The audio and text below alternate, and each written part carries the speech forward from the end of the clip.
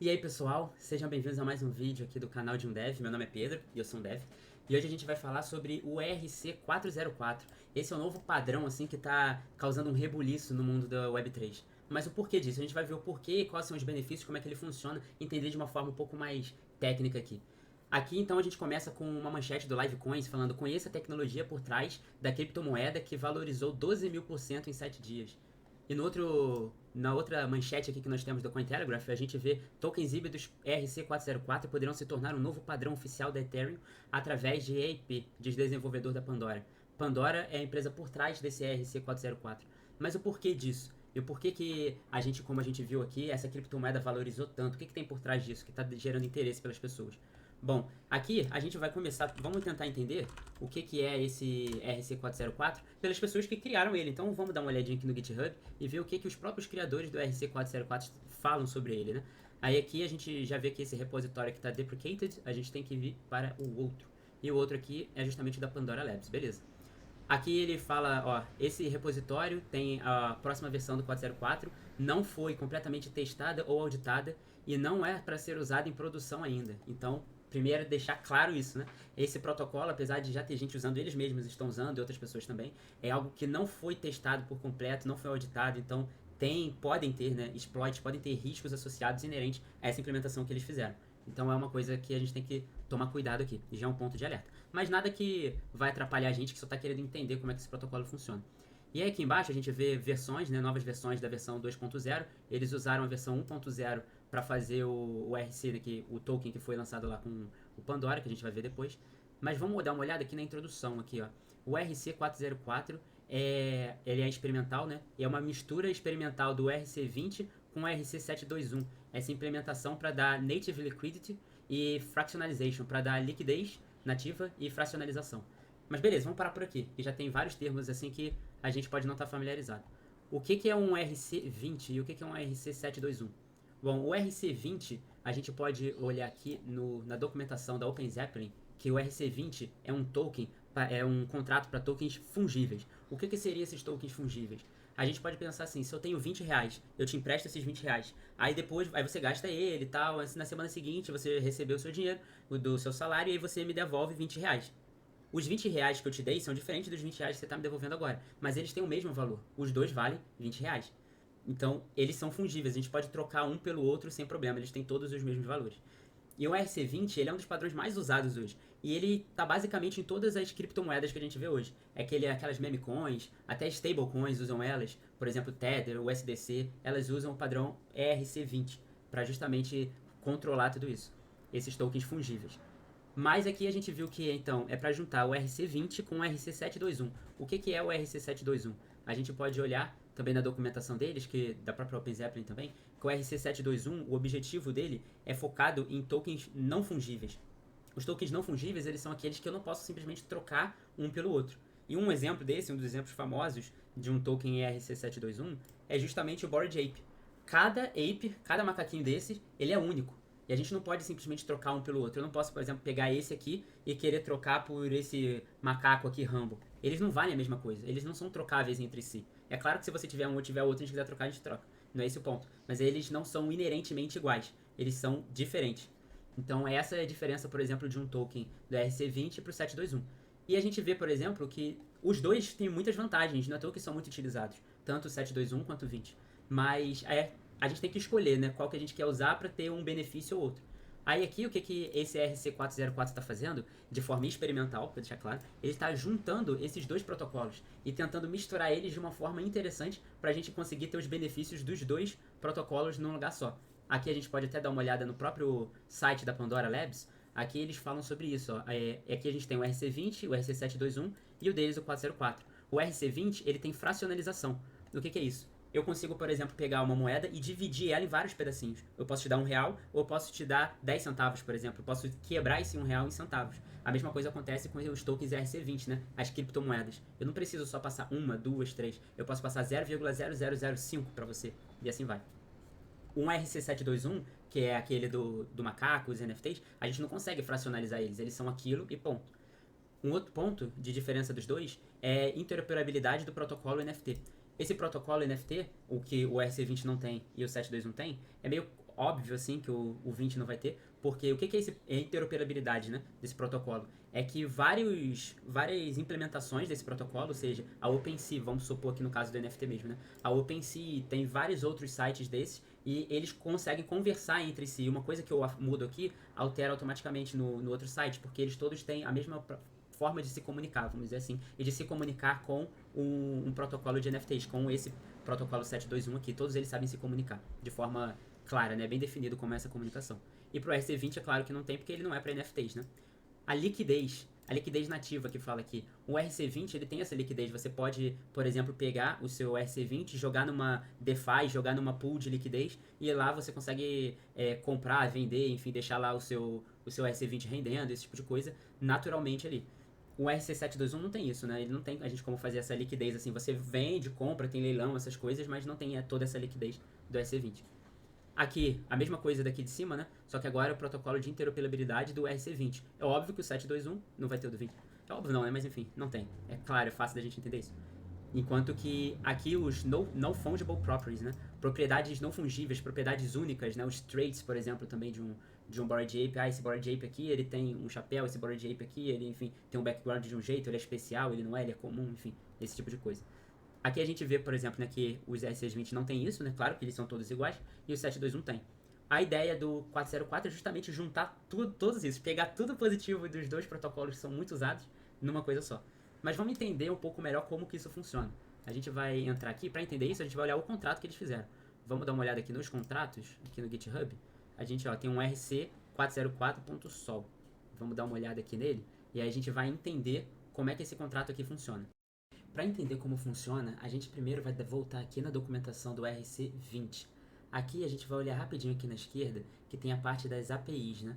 A gente vai olhar aqui, ó, tem um RC20 aqui, a gente está no de cima, no de tokens. Mas agora a gente vai descer aqui para o RC20, aqui na parte de APIs.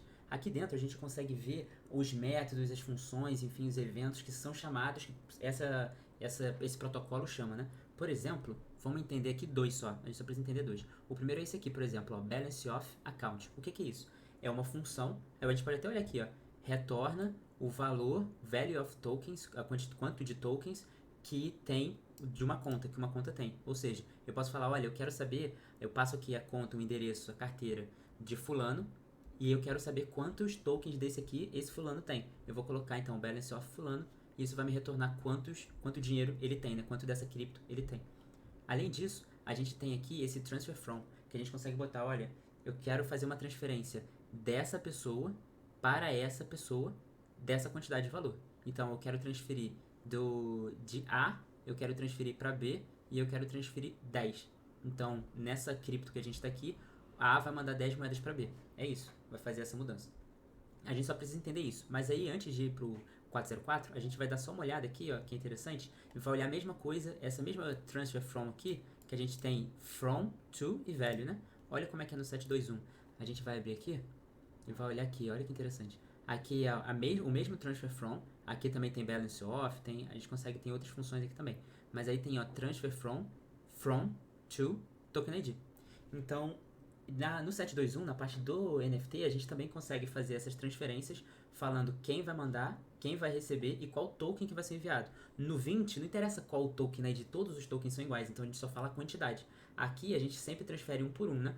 E a gente então passa qual token ID que a gente vai enviar, qual é o macaquinho que a gente vai enviar e assim por diante. Então tem essa diferença do transfer from de um para o outro. Os dois têm o mesmo nome, só que um é token ID, que a gente está vendo, o outro é value. Só isso que eu queria, esse ponto aqui que eu queria deixar bem claro. Agora então a gente vai olhar o código em si do GitHub aqui desse RC404. A gente sobe aqui, vem em contratos, e aí a gente consegue ver aqui, ó, RC404.sol, que é o arquivo Solidity, o nome. A gente vai dar uma olhada aqui então um pouquinho, só para a gente tentar entender um pouco como é que esse contrato, esse protocolo novo funciona. Aqui ele recebe um nome, e o nome dele é o token name, ou seja, é o nome lá do, vamos dizer assim, do NFT, né, do macaquinho, o símbolo também do macaquinho, enfim. E a gente passa aqui, ó, o decimals. Esse decimals é um ponto que é importante a gente entender. O decimals, ele é como se fosse, não, né? Ele é quantas casas decimais depois da vírgula a gente tem dessa moeda, né? Aqui a gente está falando RC20, então a gente está falando da moeda, da parte da moeda. Esse protocolo novo, ele é meio que dividido nos dois. Ele tem uma partezinha que é moeda e outra parte que é NFT. A parte da moeda a gente fala quais são as decimals, né? Por exemplo, em reais. Em reais, normalmente a gente usa decimals 2, ou seja, a gente usa duas casas decimais depois da vírgula, né? Então, por exemplo, 50 centavos, a gente não fala 500 centavos, por exemplo, né? A gente normalmente sempre deixa duas casas decimais depois da vírgula. No caso das criptomoedas, a maioria delas usa 18 casas decimais depois da vírgula. Então dá para você dividir bastante essa moeda. Aqui a gente tem essa parte da unidades. Essa unidades aqui a gente vai falar mais sobre ela mais pra frente. E aí tem várias outras coisas aqui que a gente não vai ficar vendo uma por uma, né? Senão esse vídeo aqui ia ficar gigantesco. Mas o importante aqui, que eu queria notar, que eu queria pontuar, é esse aqui é a parte do construtor, né? Quando a gente vai instanciar fazer uma instância nova de fato desse contrato, aí a gente passa o nome, o símbolo e o décimos, né? O nome e o símbolo ele pega aqui, o décimos a gente já vê aqui, ó, que o décimos, se ele for menor que 18, ele dá um erro de decimals too low, ou seja, não pode nem ser menor que 18. É o padrão, 18, beleza, já entendemos. Aí aqui, ó, aquela units que a gente viu lá em cima, ela é um valor fixo, a gente não escolhe esse valor. E ela é 10 elevado a décimos. O décimos vai ser 18. Então, 10 elevado a 18. Então, a gente tem que uma unidade é 10 elevado a 18. Isso vai ser importante depois pra gente ver. A gente vai só manter isso em mente. Mais pra frente a gente vai entender. E aí aqui a gente tem várias funções, né? Enfim, o balance off aqui, ó, que a gente viu, ó, o balance off do 721, aí e tem o balance off do RC20, ou seja, do NFT e o da moeda, né? Mas beleza, vamos seguir. Aí aqui embaixo que eu quero chegar é justamente naquele transfer from aqui, ó. Transfer from, lembra que os outros tinham? Aqui a gente conseguiu ver, ó, que o transfer from daqui é from to token ID e o outro é from to value. Agora, o transfer from daqui, olha que doideira, é um from to value or ID. Ele não se decide em qual ele é, se ele é value ou se é ID, ele é os dois. E aí a gente fala que tem aqui na função, ó, é a função para esse mixed transfers. E aí ele fala, ó, essa função, ela assume que o operador está tentando transferir ERC721, ou seja, um NFT, se esse valor value or ID for um valor possível para um token ID. Ou seja, se eu estou tentando transferir, se ele falar, ó, eu quero transferir 10, beleza. 10 pode ser um token ID? Não. Ah, então ele está querendo transferir 10 moedas. Se for um token ID válido, não, então ele está querendo transferir, na verdade, o token, o NFT. Então, assim, pessoalmente isso aqui eu achei muito estranho, mas eu acho que se tiver algum exploit nesse protocolo, talvez seja através desse transfer from aqui, mas beleza. Vamos seguir. Aí aqui, ó, olha que interessante, ele tem o ERC721 transfer from, que é from to e o ID, lembra o token ID? Aqui ele só chama de ID. Mas é a mesma coisa. E aí, mas olha que interessante agora a gente começar a ver isso. Eles estão fazendo, ó, a gente pode chamar o transfer from do 721, beleza? Só que ele implementa a própria lógica dele para fazer isso. Aqui ele faz vários checks, né? Várias verificações, se pode de fato fazer isso ou não, de acordo com as regras dele. Mas olha que interessante no final. No final, que é para de fato fazer a transferência, antes de fazer uma transferência 721 de NFT, ele faz uma de ERC20, ele faz uma de moeda. O que ele faz aqui? Ó, para transferir, para fazer essa transferência, ó, ele faz from to, e o from to é sempre igual, né?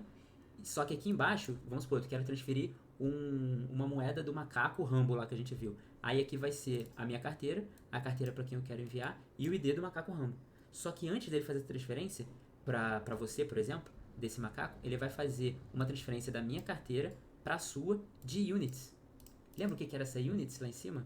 A units era uma unidade. A gente viu lá que uma units era 10 elevado a 18, lembra? Era fixo esse valor lá. Ele é uma unidade padrão. E a gente vai entender isso, pra gente entender um pouquinho melhor, eu acho que a gente pode olhar aqui num exemplo rapidinho. Olha aqui nesse exemplo aqui de como que você faz a implementação desse protocolo, né?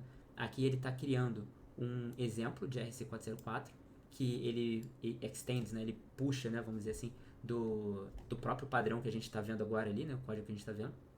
E aí, na hora dele fazer instanciar isso aqui, ele passa nome e tal, e ele passa aqui ó, um valor máximo para ERC721, ou seja, a quantidade máxima de NFTs que eu tenho que passar esse valor. E aí, olha o que ele faz aqui. Na hora que a gente está criando esse contrato, ele fala, olha, eu vou mintar RC20, eu vou mintar moedinhas. Eu vou mintar moedinhas para uma pessoa específica, que vai receber todas essas moedinhas logo de início, beleza? E eu vou mintar o valor máximo de NFTs vezes a unidade. Pra gente entender isso, a gente pode vir aqui, ó. Aqui, 10 elevado a 18 era unidade, certo? Só que 10 elevado a 18, a gente pode assumir isso aqui, é um Ethereum, por exemplo. É uma moeda. É uma moeda inteira, né? É igual eu falar que 100 centavos é um real. essa quantidade aqui, de centavos, entre aspas, é uma moeda toda. Aí, olha o que a gente faz. A gente sabe que uma unidade é esse 10 elevado a 18 que a gente viu lá no código. Então, isso é uma coin. Uma coin aqui que a gente está criando, que é esse RC20 aqui.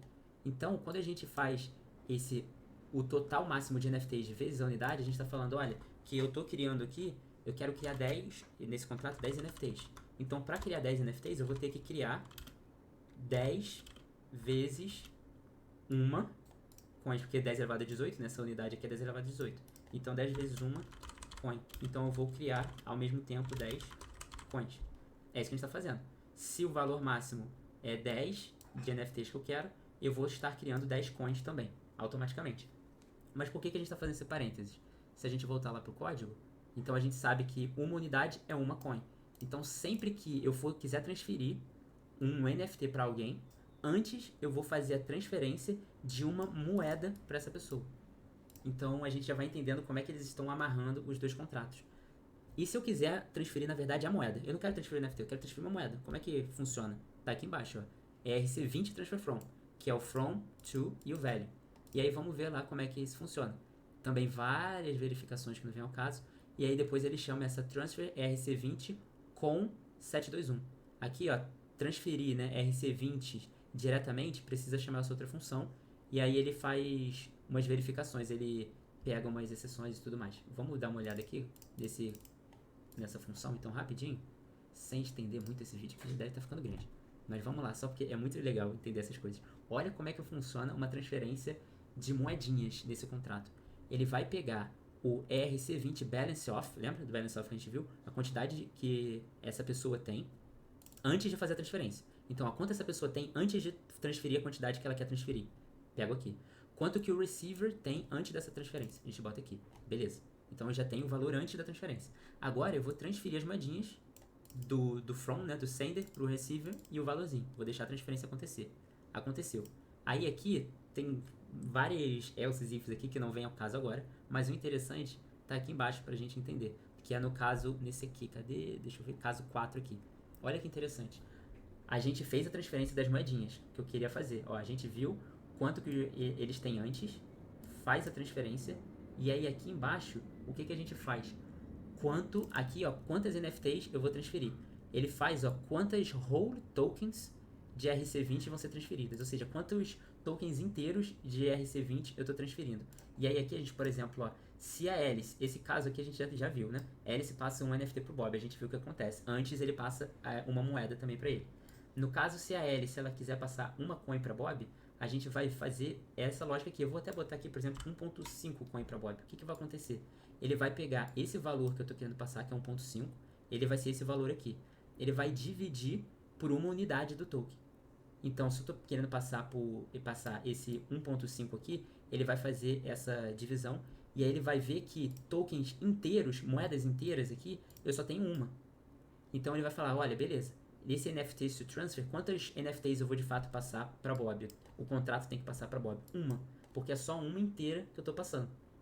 Aí beleza, então Bob ele vai receber uma NFT, NFTs to transfer, e aí ele vai, aqui seria 1, né? Ele vai passar uma vez nesse for, e aí ele vai fazer a transferência do token ERC721 pro Bob, porque eu estou passando 1.5 coin para ele. Mas aí a gente pode pensar, beleza, então, olha, Bob, vou apagar essa parte aqui, vamos supor, Bob tem 0.5 coin, beleza. Aí ele não tem nenhum NFT, porque ele não tem uma moedinha inteira para ter um NFT, beleza. Aí a Alice, ela passou para ele 1.5, então Bob agora tem 2 coin. E ao mesmo tempo nessa transferência aqui de Alice, a gente viu como a Alice está passando um valor inteiro aqui de coin, a NFT da Alice ela é transferida pro Bob. Aqui ele fala, ó, Index of Last Token, ou seja, o último token da Alice ela vai mandar pro Bob. Não tem nem como escolher qual NFT você vai mandar o último pro Bob. O Bob vai receber esse NFT, e só que agora ele tem 2. Então, ó, Bob tem 2 coins e um NFT, porque foi o que ele recebeu da Alice. Então, o contrato ele tem que entender que agora Bob precisa ganhar um NFT, porque ele tem 2 coins. E aí, essa lógica, ele começa a fazer aqui embaixo. Ele começa a fazer todas essas lógicas doidas para saber se tem que fazer uma transferência, um mint ou não. E aí ele chama aqui, por exemplo, se precisar, né? Aqui o mint é RC20, né? Aqui embaixo deve ter um mint de RC721. E aí ele faz essa transferência. Então, pra gente entender como que esse contrato ele funciona, entender melhor com um exemplo direto aqui, sem ficar olhando muito código, Alice ganhou uma coin. Se Alice ganhou uma coin, ela ganha um NFT. Beleza. Vou botar aqui um pra ficar mais claro. Um NFT. Agora, Alice manda 0.001 coin para Bob. Se ela mandou isso aqui, agora, Alice agora tem 0.00099 acho que é isso, 999 coin. Ela não tem uma coin inteira. Então, o NFT é queimado. Porque ela não tem uma coin inteira para manter esse NFT que ela tem. Então, esse NFT, ele é queimado. Bob agora tem 0.001 coin. Então, mas como não é uma coin inteira, ele não tem NFT. Aí Bob ele compra, vamos supor, dois não, Bob compra 2 coins. Ele ganha 2 NFTs agora, porque ele tem. E aí se Bob envia um NFT para a Alice ganha um NFT mais um coin de Bob. Porque o NFT e a moeda elas têm que ser usadas, têm que ser mandadas juntas. Senão você não consegue. Se eu quero mandar uma NFT para outra pessoa, eu tenho que mandar uma coin inteira para essa outra pessoa. Então não é tipo eu vou pegar um macaco, vou quebrar o macaco em pedacinhos e vou mandar um pedacinho para outra pessoa. Não, eu vou mandar a moeda. E aí se a pessoa não tiver uma moeda inteira, o NFT é queimado. Senão um NFT é gerado. Se eu quero passar o NFT todo, a moeda vai junto. Então tudo que esse ERC404 faz é juntar, tentar fazer um malabarismo com esses dois protocolos para que tudo funcione parecendo uma coisa só, mas não é uma coisa só. Isso que é interessante. As pessoas às vezes podem achar que é uma parada completamente nova e única. Não, ele está simplesmente fazendo duas coisas diferentes trabalharem juntas parecendo que é uma unicidade, né? Isso eu achei bem interessante. E aí a gente consegue aqui, por exemplo, olhar na parte aqui, no próprio CoinMarketCap, a gente consegue pesquisar aqui por ERC404, eu acho. Deixa eu ver aqui, não sei se vai aparecer. Não, mas se eu botar aqui ERC404 no CoinMarketCap, aparecem os principais tokens aqui, né? E aí a gente vê que, por exemplo, no caso desse The Frogs aqui, que tá famosinho, deixa eu ver se a gente consegue ver aqui, ó. É esse sapo doido aqui, que você só consegue se você tiver uma moedinha deles. Se você tiver uma moedinha, você ganha esse NFT, é gerado para você. Se você passar meia moeda pro seu amigo, você perde esse NFT. E ele não ganha nada. Você só tem esse NFT se você tiver uma moeda inteira. É assim que esse contrato funciona. Eu achei bem interessante quando eu estava olhando esse código aqui, quis compartilhar com vocês. Espero que eu não tenha confundido mais ainda a cabeça de vocês e que vocês tenham gostado desse vídeo. Podem deixar comentários, sugestões. Eu quero depois fazer a minha própria implementação desse 404 aqui, né? Fazer uma instanciação dele, né? Mostrar como é que a gente cria de fato esse contrato, joga na blockchain, como é que faz isso tudo funcionar. É muito simples, dá pra fazer, sei lá, em 5 minutos dá pra fazer isso. Mas aí eu vou querer depois fazer um vídeo explicando como é que isso funciona. Espero que vocês tenham gostado desse vídeo. Eu espero também fazer toda semana, trazer algum conteúdo assim mais informativo, mostrando um devlog, por exemplo. A gente até pode fazer essa implementação desse protocolo aqui em vídeo, gravar e postar aqui. Vai ficar tudo de acordo com essas coisas interessantes que eu vou vendo. Se vocês quiserem deixar alguma sugestão nos comentários do que eu posso fazer, do que seria interessante fazer, falar sobre, comentar, podem deixar nos comentários que eu vou gostar de ler. Então é isso, gente. Tenham um ótimo dia. Até mais.